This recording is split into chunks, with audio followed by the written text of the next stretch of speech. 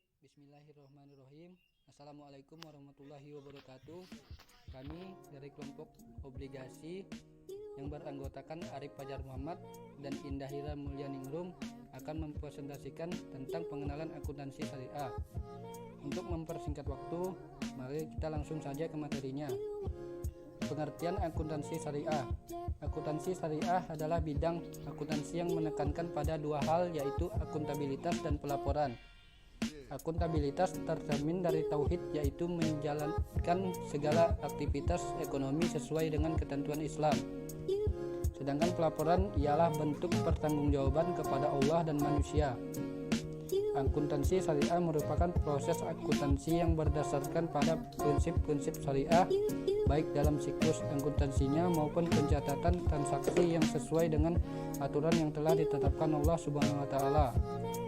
Lebih jelasnya ialah suatu proses akuntansi yang transaksi-transaksi syariah seperti murabahah, musrakah, dan harabah dan lainnya.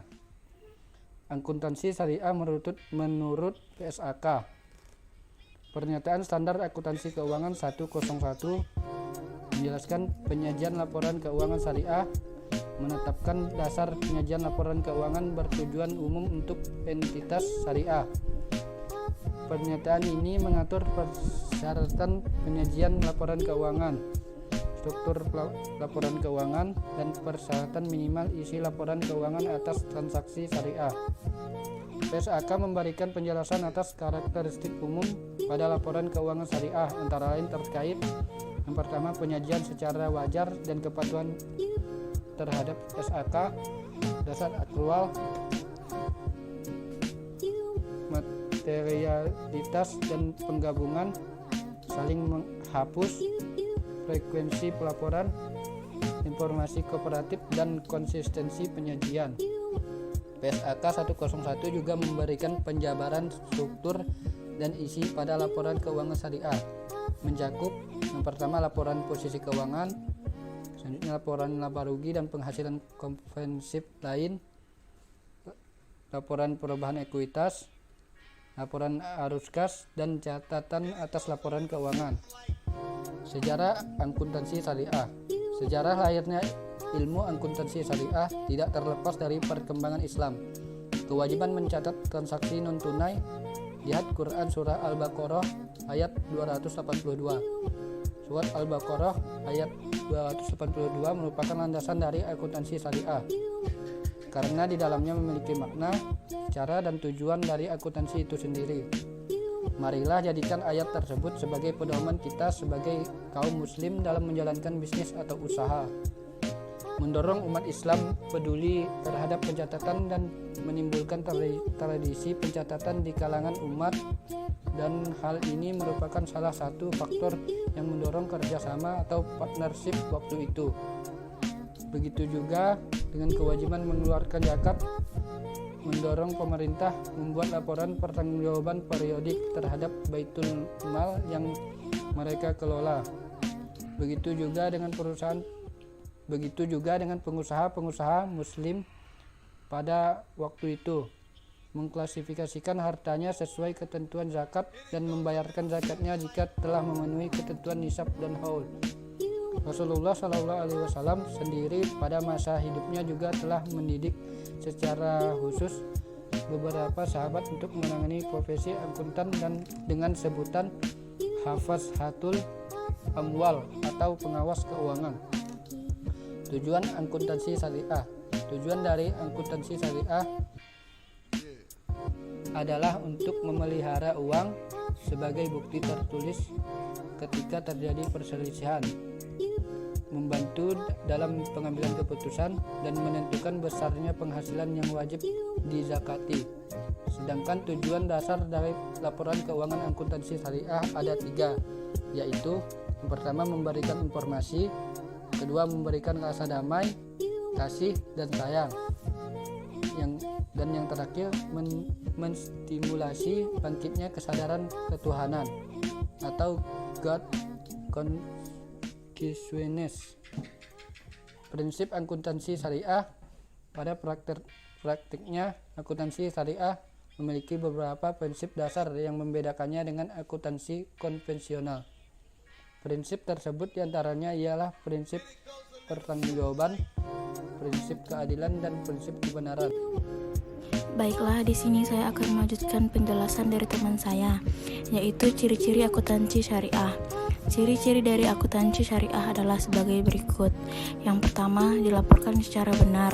Yang kedua, cepat dalam pelaporannya. Yang ketiga, dibuat oleh ahlinya atau akuntan. Yang keempat, terarah, jelas, tegas, dan informatif.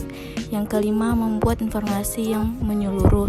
Yang keenam, informasi yang ditunjukkan kepada semua pihak yang terlibat dan membutuhkan. Yang ketujuh, terperinci dan teliti. Yang kedelapan, tidak terjadi manipulasi. Yang kesembilan, dilakukan secara kontinu dan tidak lalai. Yang selanjutnya, kelebihan sistem akuntansi keuangan syariah. Yang pertama, sistem bagi hasil. Yang kedua, menggunakan prinsip jual beli murabahah dalam sistem akuntansi syariah.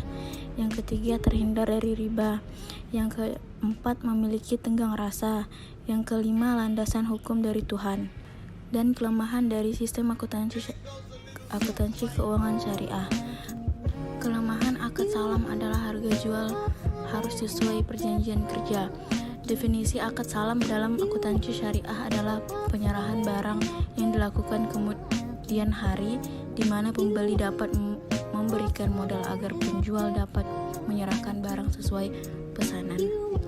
Yang selanjutnya adalah persamaan akuntansi konvensional dan syariah. Persamaan akuntansi konvensional dan syariah adalah persamaan antara akuntansinya sebagai berikut.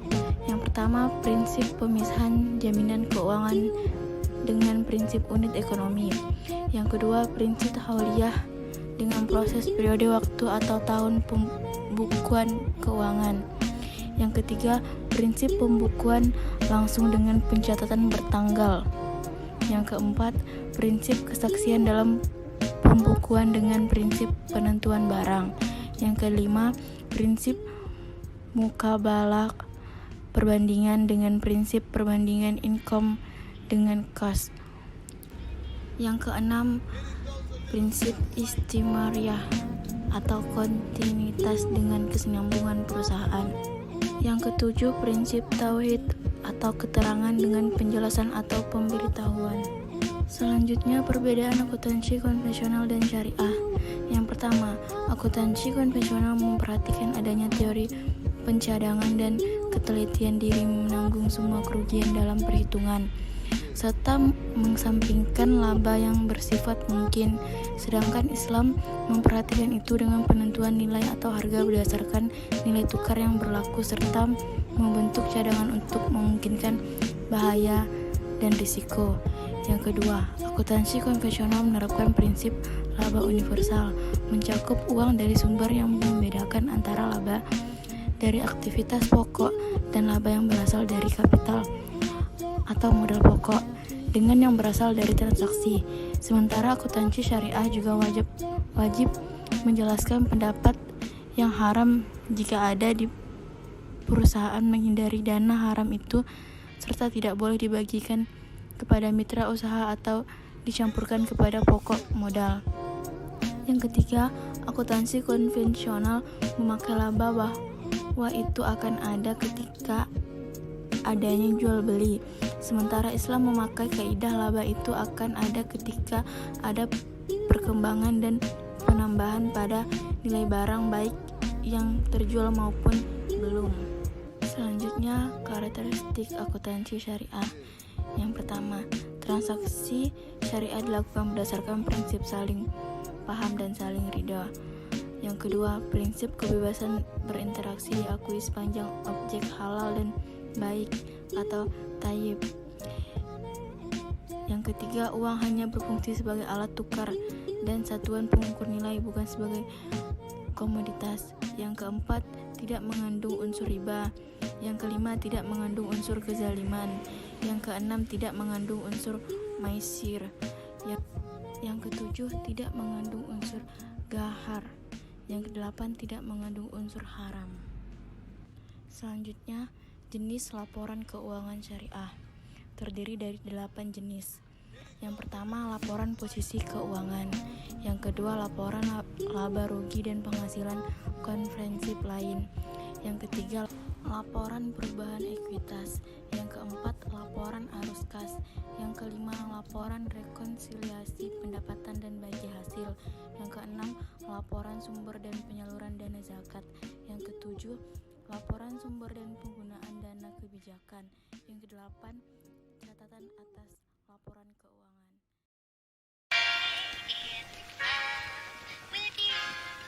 And it goes a little something like